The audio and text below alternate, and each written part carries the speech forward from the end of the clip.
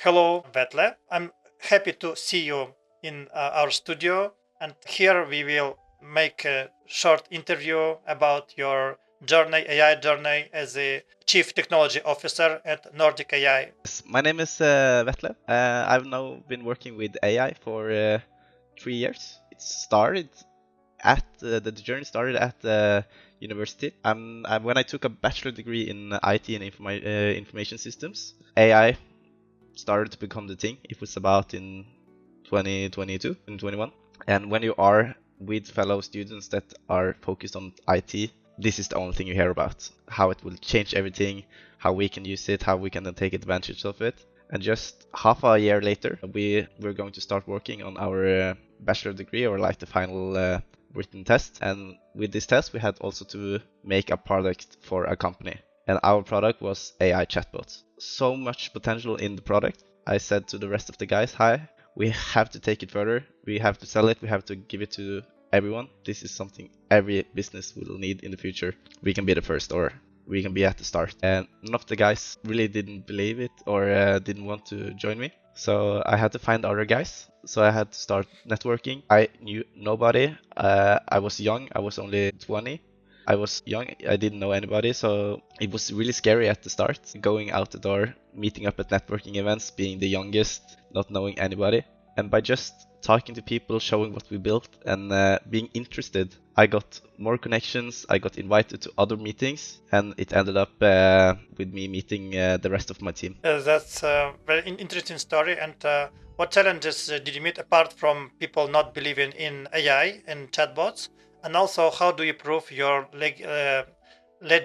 you are legitimate, that you can do the stuff? Did you make some demos, and what kind of businesses did you start working with? It is most businesses with B2C customers. They have a lot of customers all the time, like e-commerce stores. They have easy questions, repetitive questions that will always come. And many people are like, oh, chatbots. I know what those are.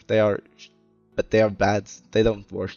So, okay, the old ones don't work. Test this one. I will make a demo for you. Test it. You do whatever you want with it. I will bring you the results. I will bring you anything you ask for, but just test it. And that really helped to change the minds. Did they use voice as well, or just text? Text.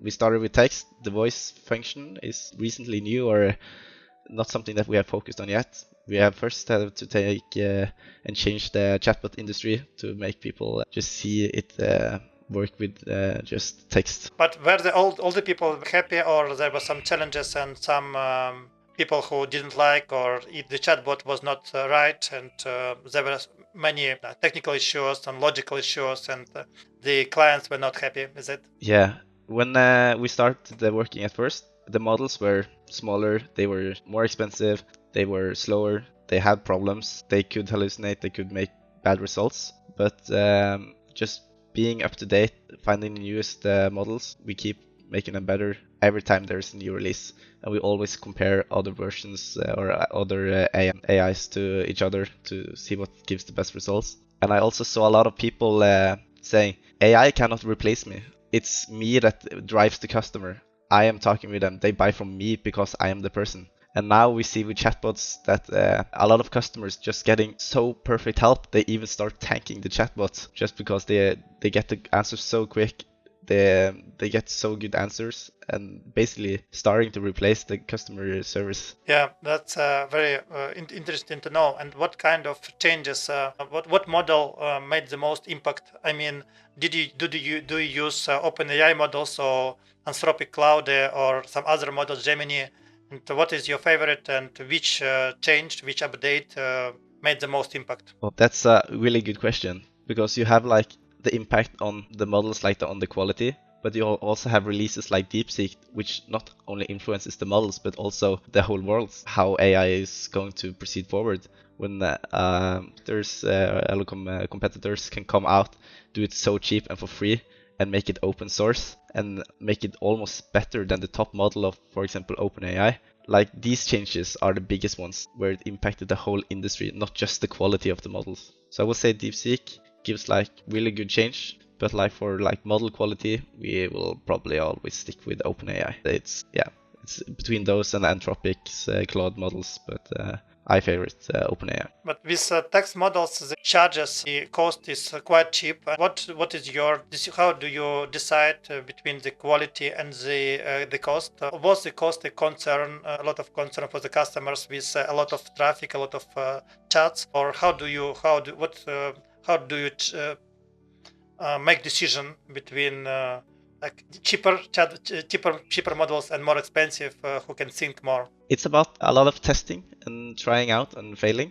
And we see that for customer service, you don't need the top most expensive models. They can give really like long thought out questions or answers. But when it comes to like the customer and what they want quick responses. They want accurate responses. They don't need like the thinking process behind one of the larger ones. So that's a way we could like just stop, or like we don't need to use the most expensive top ones to bring the good quality the customer wants. And so, because the customers, what kind of information do you require from customer before you start building? How do you extract information? Do you ask a lot of questions, discovery calls? So this onboarding process about like getting knowledge bases and choosing the proper technology, RAG systems, or like vector databases. What is the process for how difficult it is for clients and for you to make this happen as smoothly as possible? With our chatbots now, we have made it so automatically, so it goes so fast to set up a demo.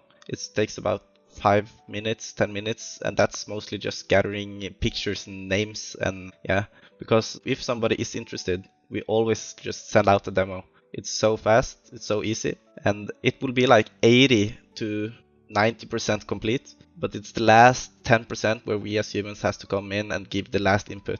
You have to behave like this, you have to like do like this. So in the onboarding process, or like the lead follow-up, we try to like get out the demo, and we always say, this is how good it gets by just automatically doing it. If you want to take it further, become a customer of us, and we will do the last 10%, and that can take a long time. But you will see the quality before the end. And so with chatbots, I think that this is one of your main products. And do you work on some other solutions, or everything is around chatbot and then some other functionality added to your main solution? We have our company Nordic AI. We want to be like total contractor in the AI industry. We want to have AI solutions that are already made. We want like chatbots, and we're also working on software that's called Companion. But if we don't have a software that's already made and works for you, we also want to be able to make it for you. We can do automations. We can look in your CRM system. We can see the potential of automation in all the combination and how the information flows in your company.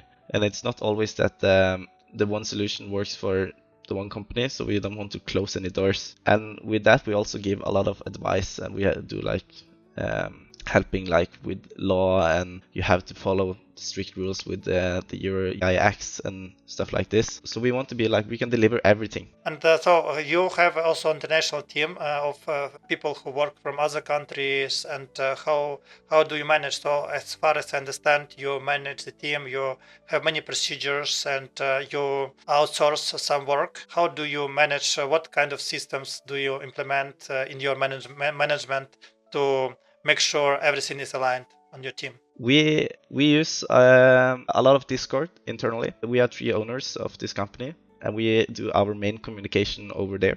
But also just to follow up on teams, follow up on meetings, have note takers taking your AI or using AI to take your notes to like follow up again, analyze them with AI, see potential in improvement all the time, and just be online. You mentioned companion software that we used already, and Stefan shared it with me, and I tried it in Ukrainian language, and we even created a Ukrainian version of it. It's called Suputnik. So what is your perspective on this software? How do you think it will impact the world, and what is your perspective on this software?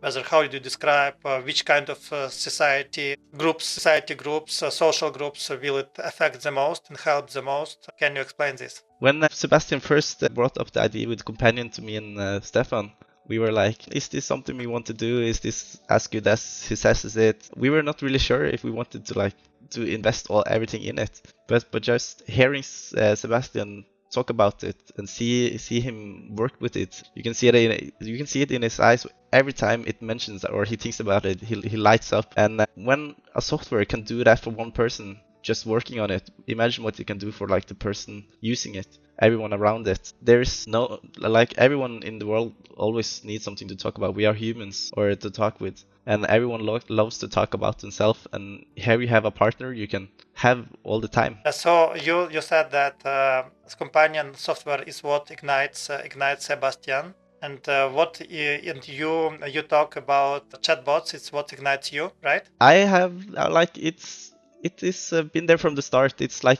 where my journey started was with this chatbots. Like Sebastian started with Companion. Do you have something in mind for the next 5 years? Maybe you want to change the world in some specific way, apart from just giving work for the clients. Maybe you have some your own idea how, in which area of society development in the future, your competence and your experience will affect the most. When now USA have no rules with AI, they can do whatever. They go fast forward.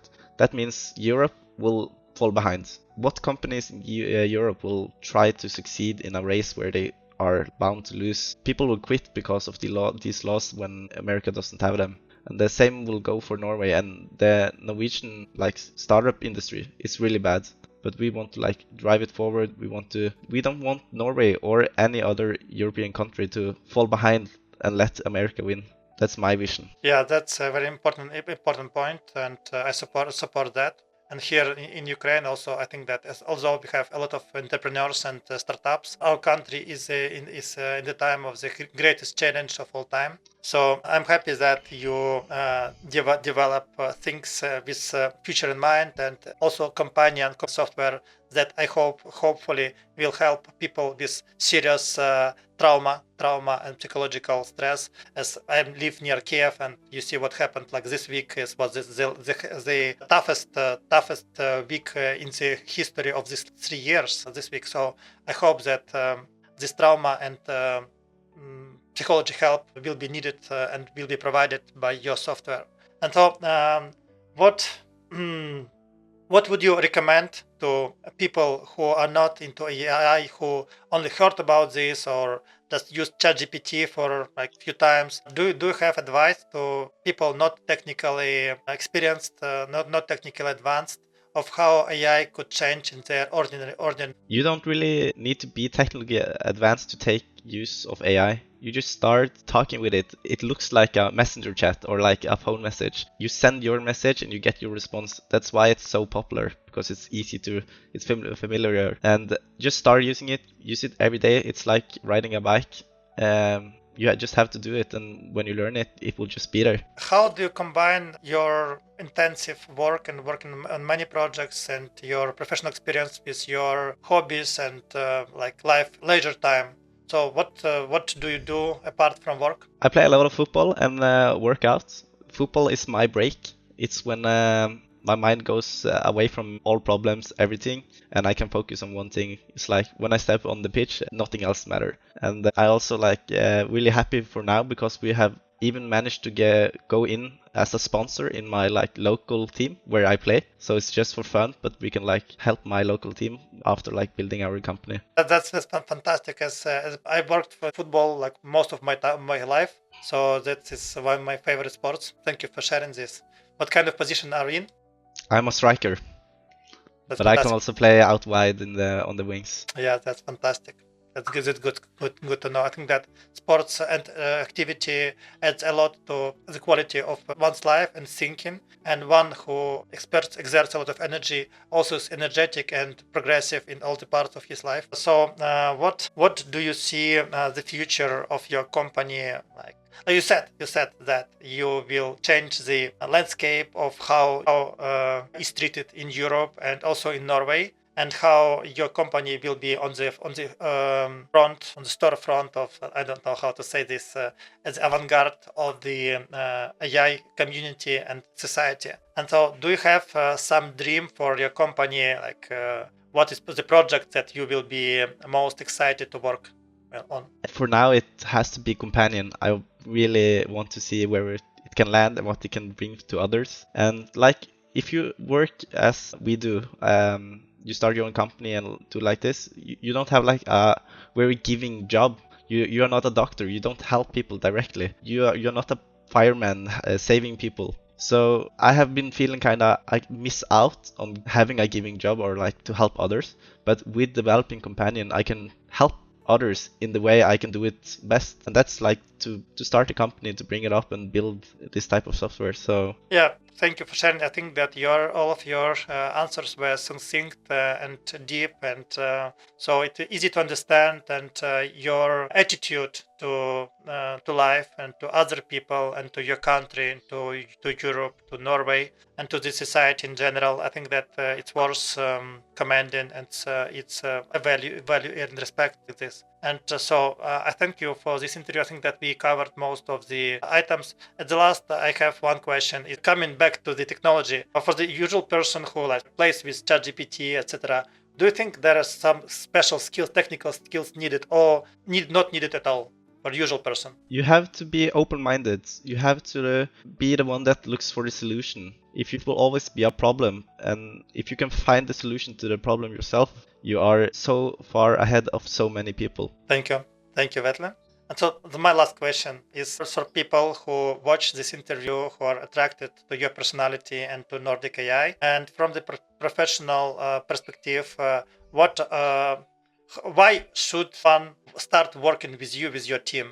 Does give some insights of what differentiates you from others? Good question. I hope that we can inspire by just working with us, see our way of thinking. It might not be like the usual way. Maybe it's different. Maybe we do something else that you are not used to or you don't like. But our vision is that we want to help and inspire others. And in this industry right now, there is no competitors. So if we can inspire other startups or small businesses, if they need help to become big, we will be there. We will help. We need more of the companies. We don't want to kill our competitors because we help each other. Yeah, thank you for this interview and for your answers, for your time. And I'm happy to take this interview, to have known you, to be with your team as your partner. And I wish you all the best in your journey. And I wish that your team will grow and will succeed in changing the society